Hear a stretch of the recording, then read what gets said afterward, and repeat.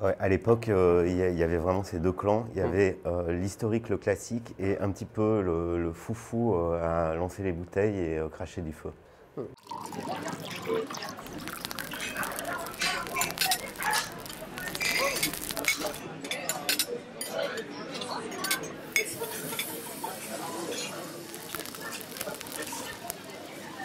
Et il y avait une dynamique très très forte en fait dans les années 2000. On sentait que, comme la gastronomie, si vous vous souvenez des premiers omnivores en fait à Deauville ou au Havre, il y avait ce côté humain très fort. Donc on a senti qu'il allait se passer quelque chose, que ça allait devenir un mouvement mondial, vraiment porté sur l'échange, le partage. C'est un petit village, c'était pas le cas il y a 10 ans. Ils ont digéré et assimilé d'où ils venaient. Maintenant, ils essayent d'aller pousser plus loin leur démarche créative. C'est pour ça qu'à l'heure actuelle, on se retrouve avec beaucoup d'infusions, beaucoup de sirops, beaucoup de bitters qui sont des concentrés aromatiques faits avec plein d'ingrédients différents. Surtout après, je pense que Paris aujourd'hui est unique en fait parce que il y a une grande diversité d'offres, de concepts. Il y a beaucoup de gens qui viennent de l'étranger.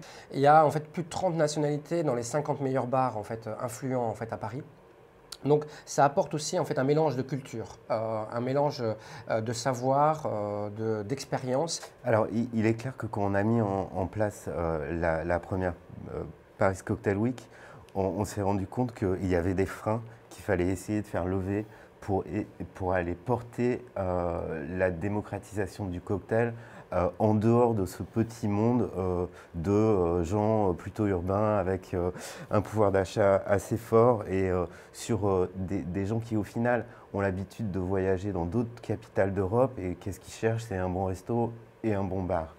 Euh, Paris a besoin de beaucoup plus que ça en termes de clientèle pour faire vivre tous ces bars qui sont en train d'ouvrir actuellement. Et tous les ans on le dit, et tous les ans il y en a encore plus qui ouvrent.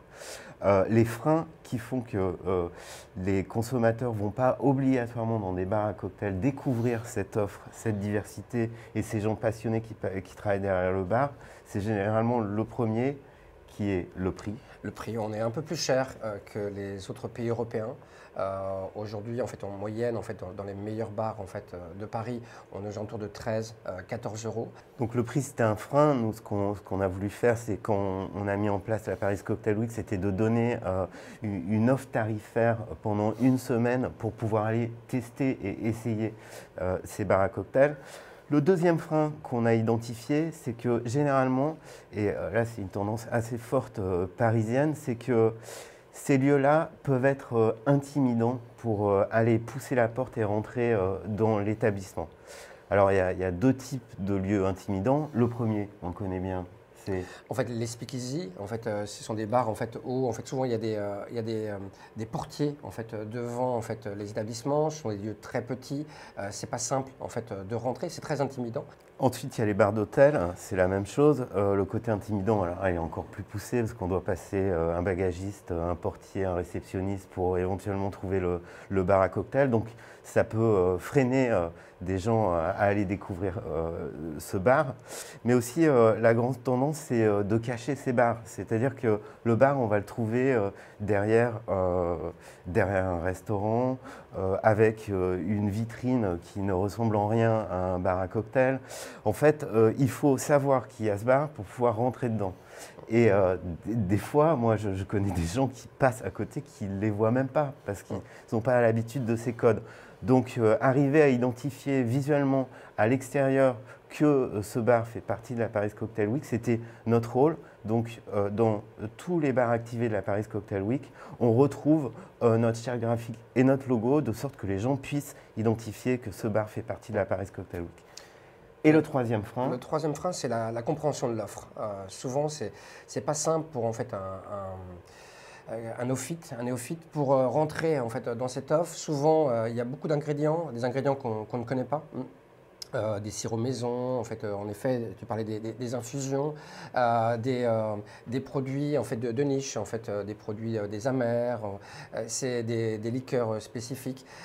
Pour quelqu'un qui ne connaît pas en fait ce secteur, c'est très intimidant et surtout, il n'a pas forcément la compréhension de est-ce que ça va être un short drink, un long drink, est-ce que ça sera plus sur l'amertume, plus sur l'acidité.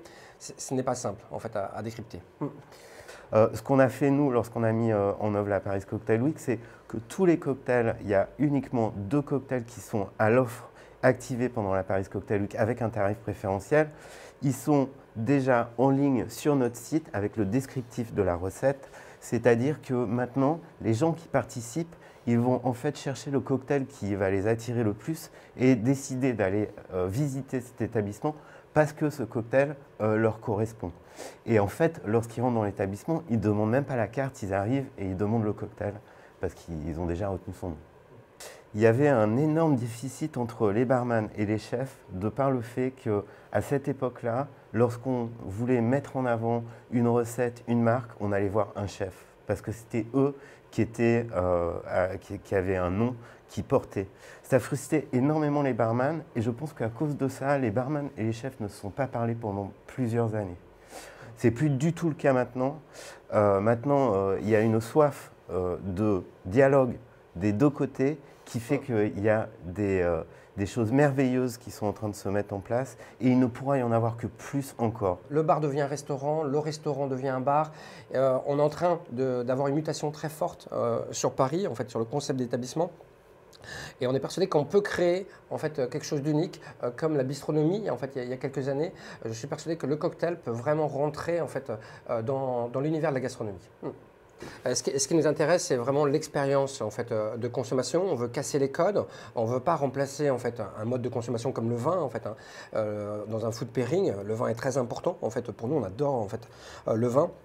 Mais en fait, ce qui nous intéresse, c'est comme on a travaillé par exemple avec Nicolas Julès en fait, à la Distillerie de Paris, c'est apporter autre chose. La rencontre qu'on a fait avec Nicolas à la Distillerie de Paris, où on a mis en place un cocktail en bouteille qui était disponible avant la Paris Cocktail Week, parce qu'on voulait le mettre en place avant Noël, eh bien, c'est aussi une belle rencontre entre un barman, un cocktail, et là, en l'occurrence, un distillateur. Moi, c'est l'aventure qui m'a le plus passionné. En fait, on était ensemble et se dire, on va faire un Negroni. Le Negroni, traditionnellement, c'est un tiers de gin, un tiers de Campari et un tiers de vermouth. On a commencé par travailler sur qu'est-ce que l'idée d'un Negroni. Donc, ils ont fait des cocktails, on les a goûtés, on a décomposé toutes les aromatiques, la structure, les saveurs qu'il y avait dans le Negroni, et on les a recomposés avec des ingrédients qui n'existent pas. C'est-à-dire que, et surtout pas dans la recette du Negroni. On n'a pas fait un ersatz de Campari, un ersatz de vermouth.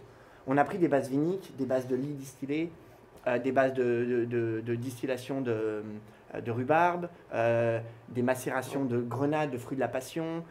Voilà, on a fait des noix torréfiées, on a fait plein de choses, et on a recomposé le Negroni. Et la dernière dégustation était peut-être la plus intéressante parce qu'on avait notre Negroni et comparé à un cocktail traditionnel, on avait le curseur pour tout changer. C'est-à-dire qu'un cocktail traditionnel, quand on change un ingrédient, on influence sur des saveurs, par exemple les amers, sur des aromatiques, sur la structure. Là, on pouvait quasiment tout manipuler individuellement. Donc l'idée, c'est agrumes plus, moins, amer plus, moins. Et donc, c'était assez amusant. À la fin, on a sorti ce Negroni qui est un Negroni un peu façon parfumeur finalement, et qui a une structure toute particulière. Alors, c'est un Negroni, mais c'est surtout notre idée, même presque plus leur idée du Negroni. Normalement, l'ennemi du cocktail, c'est la mauvaise glace. Une mauvaise glace qui fond, délite le cocktail et ruine sa structure. Celui-ci, on peut mettre de la mauvaise glace, typiquement un particulier, pour le sortir du congèle, le boire comme ça, ou alors il n'a pas mis au congèle, il prend de la glace qui n'est pas top. C'est plus qu'un bottle cocktail, c'est une structure complètement différente, un paradigme différent du cocktail. Et donc, c'est respectueux pour le monde du bar. Les barman ne vous voient pas comme quelque chose une défiance, finalement. C'est quelque chose de complémentaire, une réflexion. C'est notre idée du Negroni. Donc, c'est un Negroni qui ressemble à aucun autre. Il y a quelqu'un qui me disait « J'adore, mais c'est pas vraiment l'idée que je me fais du Negroni. » Et dans ma tête, je me disais Ok, mais juste parce que tu n'étais pas avec nous, c'est pas grave. Mm. Et c'est la nôtre. Du moment que tu aimes, c'est le principal. Mm.